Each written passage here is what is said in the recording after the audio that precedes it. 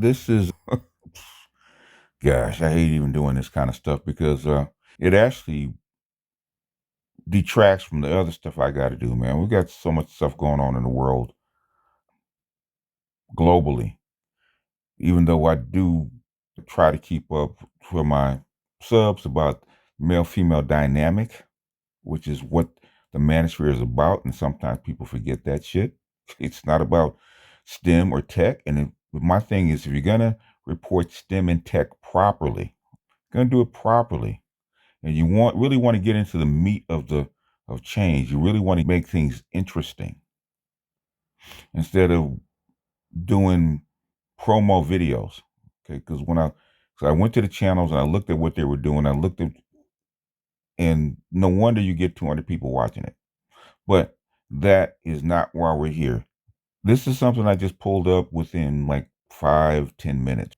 Just pulled it up, and this is a comparison of how China built itself from virtually nothing to the tech giant of the planet, bar none. We can't even come close. Now, China does do the three. How do you make money in this business? Be first, be smarter, or cheat. China does all three. So that's part and parcel of why they are where they are. But let's get into the article. Right, this is from Channel 12, and this is actually on. I found this actually on LinkedIn for you people that want to go into source material. Okay, I'll get into my rant after I do this. Channel 12, the rise of China's STEM force. And we read an article now. You guys like to read articles. Prepare to be astonished by the extraordinary tale of China's educational and STEM revolution, a story marked by remarkable growth, strategic reforms, and global impact. Okay. From an 80% illiteracy rate at the founding of the People's Republic of China in 1949 to possessing the world's largest education system in 2023, China's journey is nothing short of a transformative odyssey. And today we shall study how this has given to a force powering China ahead to leadership stands in every domain. Birth and growth of a giant, 1949 to 1990. Okay, look at that picture, right? This is imagine, probably AI generated picture about how they believe in education, right? In its early years, China focused on combating illiteracy, establishing a nationwide standard language, Mandarin, and introducing the Gaiko college entrance exam. In the 1950s and 60s saw efforts to align education with the needs of a socialist state. However, it was in 1986, I do believe that was G. I can't remember who it was. Xi Jinping. I said Mao Jinping, I think it was. However, it was in 1986 with the implementation of compulsory 9-year education that a foundation for mass education was truly set. Stepped into the global stage, 1990 to 2000. Here's where it gets interesting, right? The government started prioritizing science and technology in education, aiming to build a skilled workforce for its burgeoning industries. By the late 1990s, universities like Tsinghua, Peking, and Shanghai Jiaotong were established hubs for engineering and scientific research. This marked significant advancements. China increased funding for STEM in higher education, recognizing the direct link between scientific education and economic progress.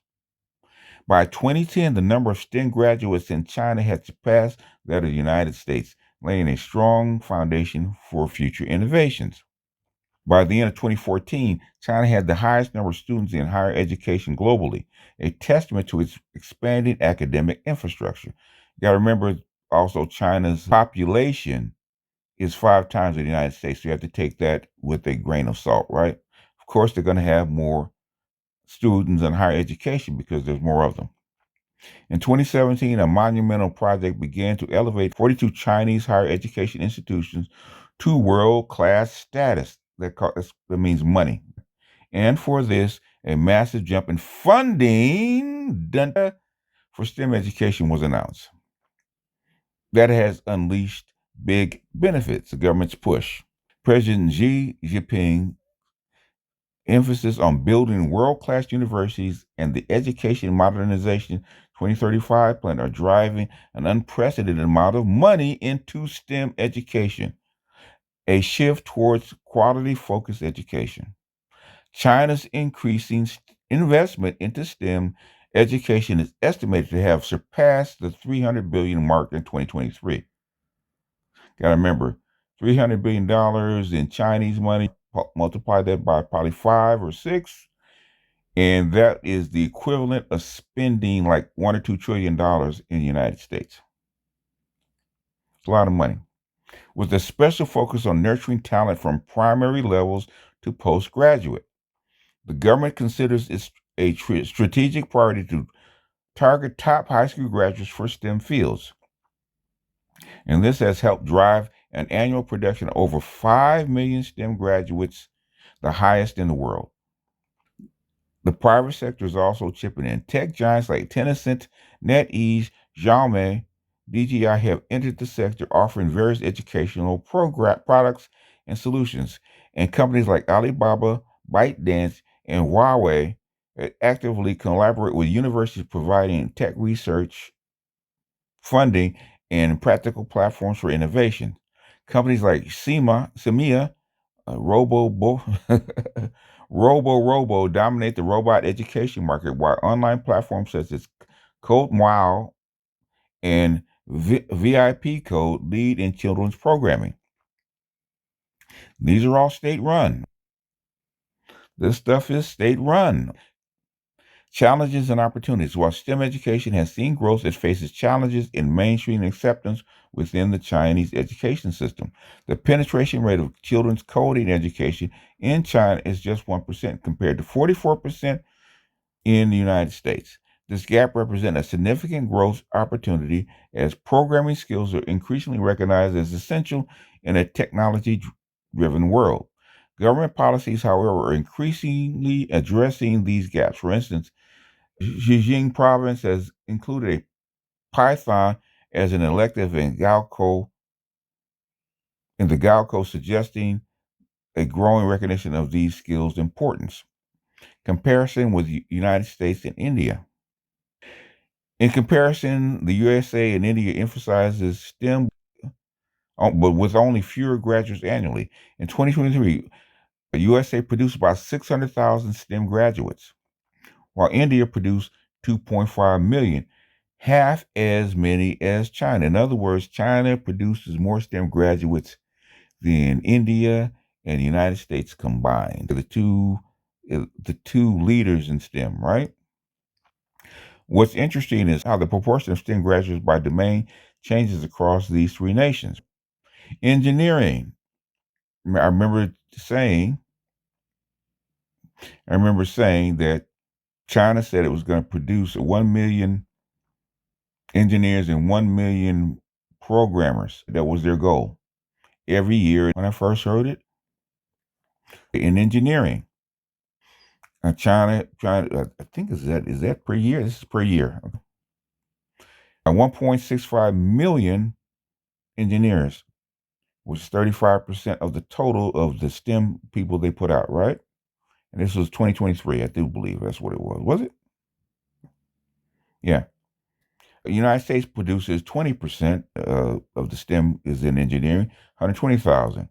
In India, 70% of the STEM are in engineering, which is 1.75 million. Computer science, 20%, right? 940,000. United States, 180,000. India, 250,000. Biological and biomedical sciences, 15%, 705,000. United States, 25%, 150,000. India, 5%, 125,000. Then we get into physical science. Look at this, 470,000 versus 60, 125, right? Mathematics. Got to remember, the United States has a lower population than both of these, right? So you got to take that into account. Mathematics, 235,000. U.S. 30,000. India 50,000, right? Others $705,000, 10%, 10% for the United States, 60,000, 8% for India, which is 200,000.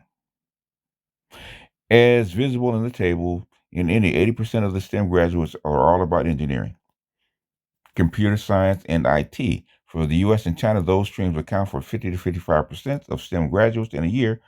Also, amazingly, about 25% of STEM graduates in the US belong to biological and biomedical science compared to 15% in China. Meanwhile, the number stands at just 5% in India. This is in line with the scale of advancements for each of the nations that are reporting. Conclusion: China's investment in STEM education is not just a national policy, it is a strategic move in shaping the future of global technology and innovation. As China continues to nurture its talent pool, the ripple effects of its STEM revolution are felt worldwide, making it a key player in the technology. So, in other words, what this guy is saying and what he has said, China made a very strategic and large investment in STEM starting in the 1990s. Okay? Starting in the 1990s. The reason they can produce so many students is because it's a national push.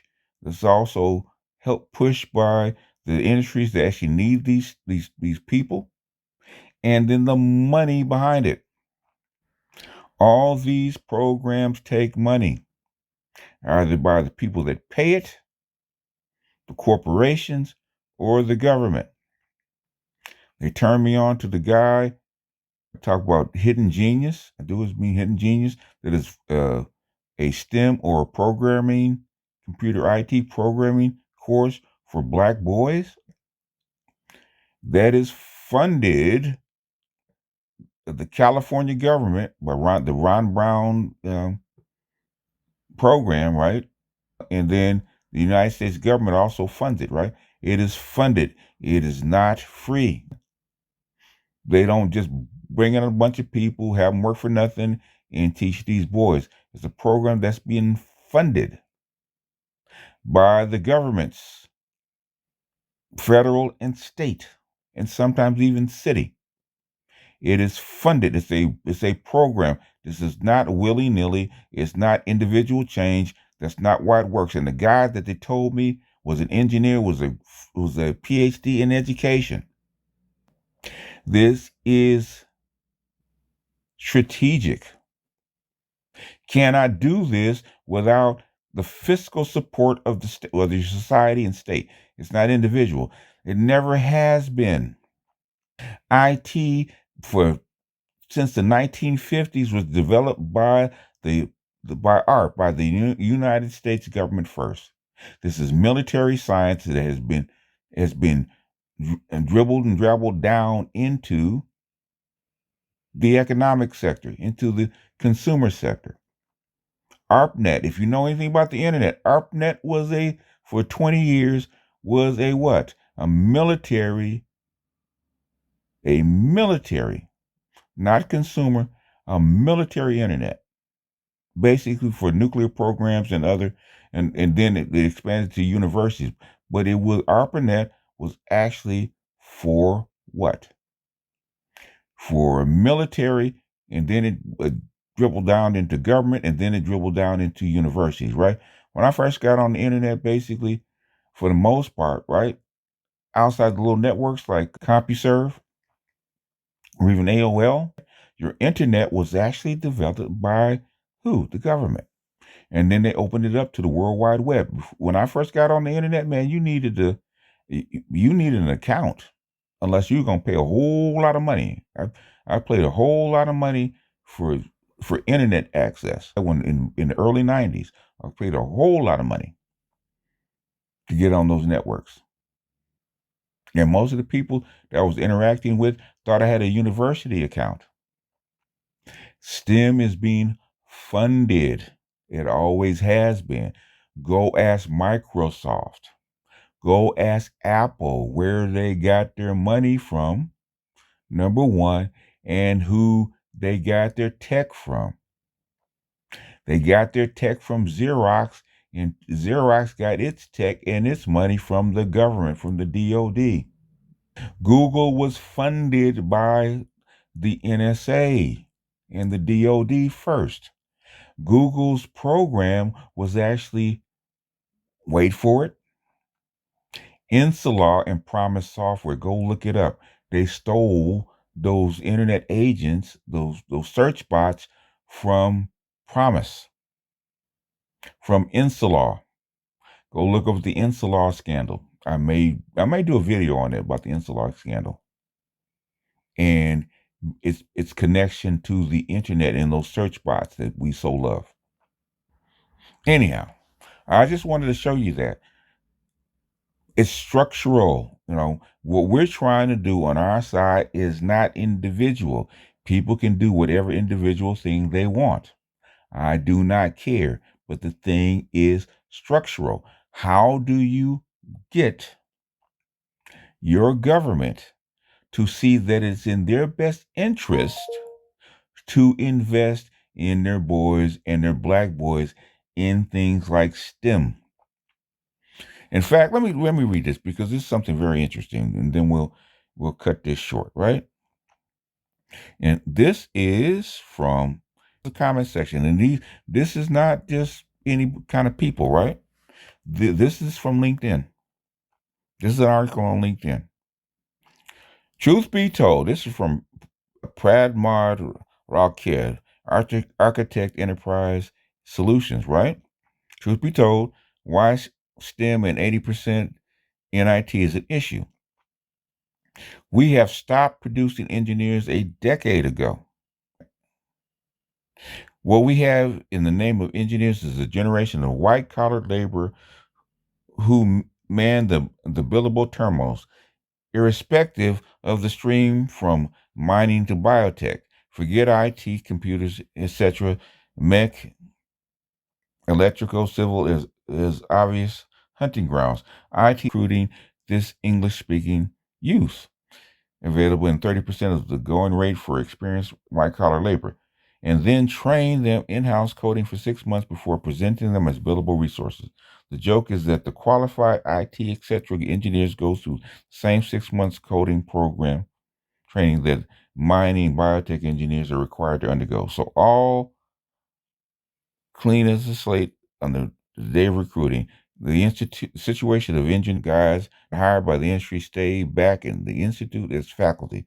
So how can they train fresh things that they know nothing about? So the spiral keeps up. AI will hit us soon. I say the same thing here.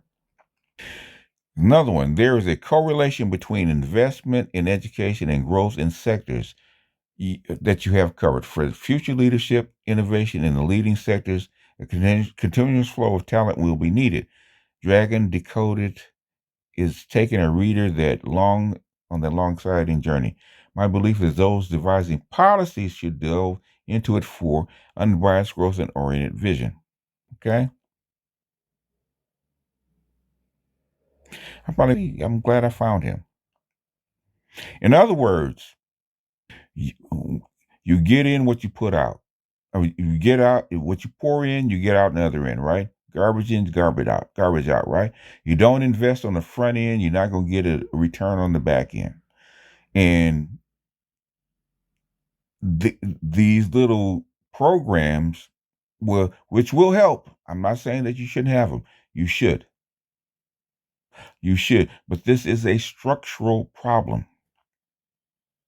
And while we do the patchwork up, what just like hidden, I think it's Hidden Genius. I think it was, yeah, Hidden Genius. It's a patchwork solution. What you need is a structural change in the way you educate these kids. A structural change. This Common Core bullshit that they started feeding these kids some 30 years ago has fucked up the education system. Everybody says the same goddamn thing. Everybody says the same thing. Even when they talked about how come everybody didn't know, why do you think he started the program Hidden Genius? It's because he got lucky. He had a network. They called him out of class and slid him the an application for a another type of school. They slid him the information that got him to where he is now, right? If and he was one. He was one in what 3,000, a couple thousand kids. They called him out of class into the office and they slid him an application. Did they pass it around and let all the other kids know about it? No, they did not. No, they did not. When my daughter was in school, she went to Gardena High, which I wasn't fond of, but I had to talk to her counselor, right? At 15, I was going to take her out of high school and put her in community college because high school wasn't feeding her. I was going to do that. I had a track program for her. But cooperation of the family is necessary because that's where you get undermined. That's where a lot of kids get undermined. I see it every day. What the school is supposed to do, and this is something that Art was trying to tell us. The Prussian school system, the educational school system, is supposed to make up for that deficiency if it's structured properly. That's the whole point of public education, right? It is supposed to make up for the deficiency of the parents, whatever structural condition the parents in. The guy that was doing the program said the exact same thing. Okay, they take kids from all walks of life. Some with that are upper middle class with two parents, that third generation college, to the kid that's a single parent that's poor. If you intervene and get to that kid and get him into a program, it basically pass him on until he gets to a certain point, then it's going to actually ameliorate the problems in a family structure. That's what Art Newstar was trying to tell us. He does this shit for a living. Let me get off my soapbox. But if you want to talk about structure, you want to talk about education, you want to talk about tech, we can. I don't program. I don't sit there and type. That's not how I make my living, right? I never did. Now, was it there? I dabbled. In it. I never finished the certification. Like a lot of things that Keep It Techie does. I was learning. LAMP, the LAMP stack, back in what 2003, 2004. Was it when did I break up with my girlfriend? The first time, 2003. I was in class at my community college learning Cisco routers in 2003. I'm gonna take my ass down to Trade Tech, learning Cisco routers. 2003. I was also in class at Trade Tech, and I did finish C and C++. But you got three kids, and you got a girlfriend that also has three kids, so you lose time. Stuff has been available. I'm not saying it hasn't. Stuff was available back when I was coming up. Trying to steer kids in this environment, in this structure, in the STEM, with a gynocratic family around them, good luck. Some of it took, some of it didn't. Got two daughters. One's has a bachelor's, and she's a sociologist, which is that's a female oriented field, and the other one, she's got her master's in education, which is the same degree that your boy Hidden Genius has. Don't have a STEM degree, got a degree in education from Princeton and international studies also. I wonder how all this stuff mixed when it comes to policy. Fascinating. Anyhow, we get off here. Be just out and see you guys on the next one. Peace.